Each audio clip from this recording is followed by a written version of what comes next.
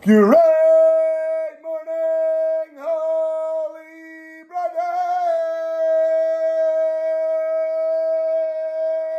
Thank you so much for joining us on our pathway to peace inside the Garden of Peace. If you're following along, we're on page 130, and today's lesson is called Absolute Attention. And we have people on the phone. Say hello. Hello. There we go. And we're ready to rock and roll. Attention or lust. Here we go. After the sin of the tree of knowledge, Hashem cursed Eve that she and all women after her would be subservient to their husbands. What does that mean? And to your husband will be your desire, and he will rule over you. Genesis 3:16. But the meaning of this punishment is that a woman's vitality, a woman's joy, her happiness will come from by virtue of her husband, from the honor and loving attention that she receives from him. As we said in all the previous lessons, one thing that prevents a husband from giving this love, from all the absolute attention to his wife, is the lust that he has for being with a woman. When a husband lusts to be with his wife, he stops giving, and instead, he's always looking to receive, looking to get. So, he stops being the source of vitality for her. And consequently, if that's true, then he no longer is ruling over her. Because on the contrary, now he is controlled by her. He is controlled by his lusts. He is controlled by his desires. And he's controlled by everything that he wants. So he can't act for himself. He's always being pulled by another direction. And the Rebbe of Kutz commented on the verse, and to your husband will be your desire, and he will rule over you. The husband rules over the wife only when she's longing to be with him, and not the other way around. If he is following his lust, he is being constantly dominionized by his wife. She becomes the king in the house, and it completely wrecks his whole relationship. If she is a mere object of his appetite, she's ruling over him. And such a home is bound to collapse and smash to smithereens. Such a home cannot last due to the following spiritual principle.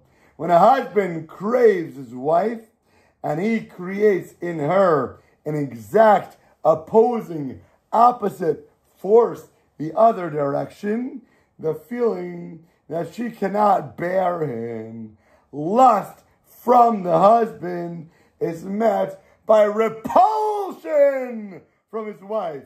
She's a north magnet, he's a south. And if he turns into another north, what happens when he tries to come near her? Two opposite magnets, zing! She's going to fly to the other end of the room. The magnets going to push each other away. It's literally a physical repulsion that is mirrored by the spiritual repulsion. That's exactly what it means. Repulsed to be pushed away from. That's what it means. But also in terms of magnets, it means to be pushed away. It's a perfect analogy. The stronger the lust, the stronger the repulsion. Until there is no greater suffering for the wife than to be intimate with her own husband, God forbid. She will not want him to even touch her. Such a wife comes to dread the day of a ritual immersion when she has to go to the mikvah, the ritual bathhouse, and a feeling like a death row convict on the day of execution. The steps down into the mikvah are literally to her like steps to the gallows, God forbid. The husband feels that he is coming to give her love, to give her attention. And she feels that she's entering into the depths of hell and purgatory. He looks like the angel of death coming to kill her, a monster that she is entirely opposed to and repulsed by him. Crazy, you hear? Often husbands make the mistakes that their lusts for their wives are actually love. Ay, Gewalt, you hear this? The truth is that as long as a husband is wanting and wishing and longing and lusting for his wife, he cannot ever truly love her. Because love, by definition, as we've said 10,468 times before, ahava, the root is hav. The root of love, the definition of love, is to be a giver. But lust, on the other hand, is the complete opposite because it is selfish taking. One way to test love is by looking at what happens once a physical lust has been satisfied. Does he still long for his wife? Or does that dissipate? Does it disappear?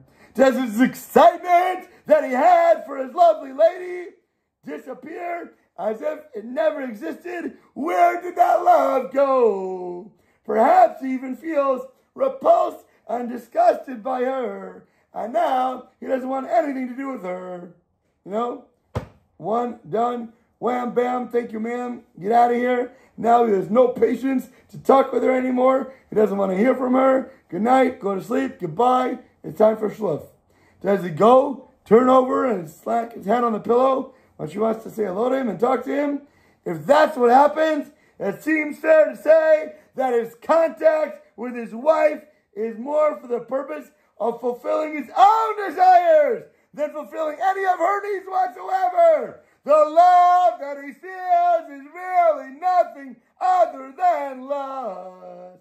When a husband treats their wives in the same way that they can treat, God forbid, an inanimate object that has neither a soul and doesn't have any real feelings, their wives feel more dead than actually alive, like an empty kli, like a nothing vessel. Love or hatred. So, the Bible, the Torah, relates the story of Amnon and Tamar. Amnon had a tremendous desire to be with his sister Tamar. After many unsuccessful attempts to entice her, he took her by force.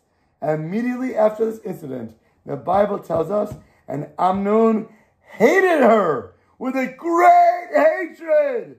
For greater was the hatred that he hated her than the love for with which he actually loved her. You hear that? He hated her more than the love that he loved her. From Samuel 2, chapter 13.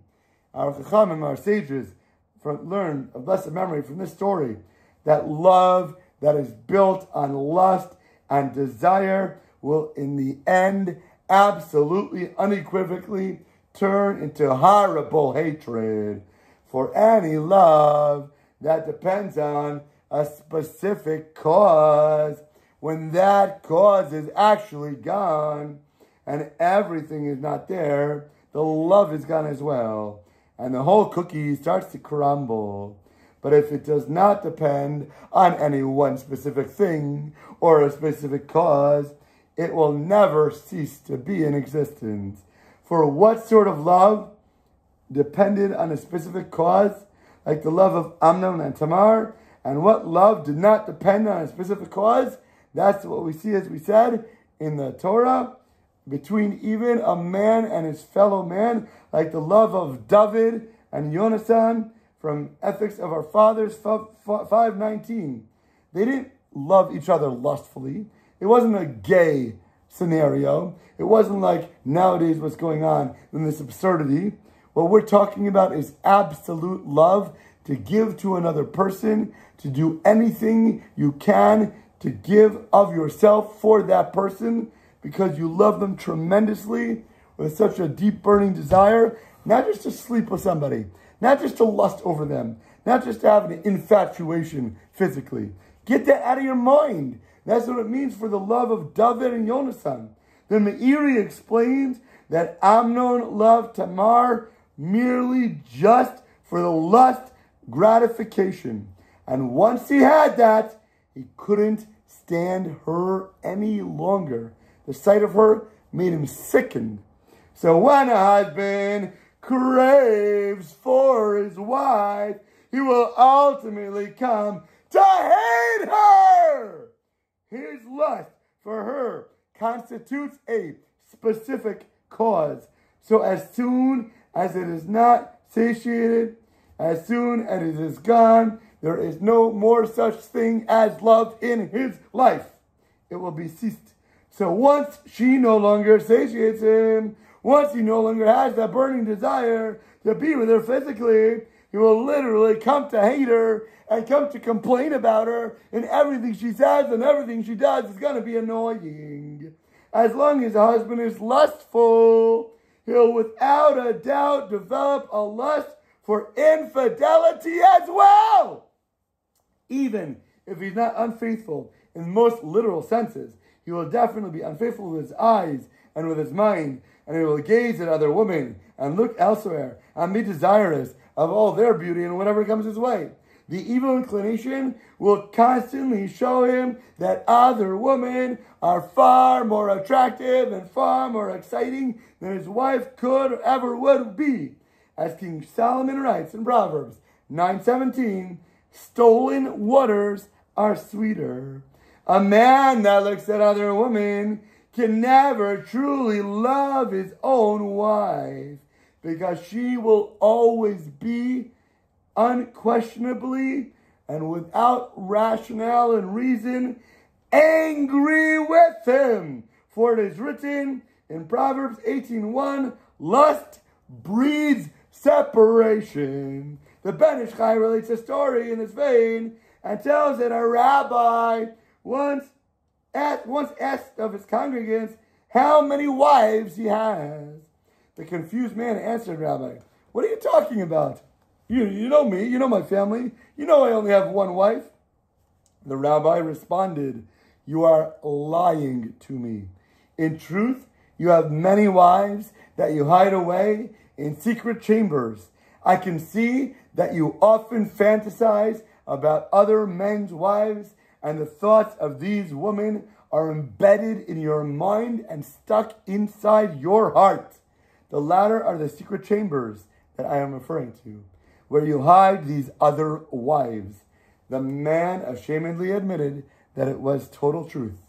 When a man thinks about other women, or gazes at them walking down the street, or fantasizes about something he saw in a magazine, apart from being unfaithful, or the internet nowadays instead of magazines, apart from being unfaithful to his wife, he also transgresses many severe Torah prohibitions, since it's forbidden for a man to purposely gaze at other women or to think about them. Such a husband transgresses 2 of the top 10 commandments.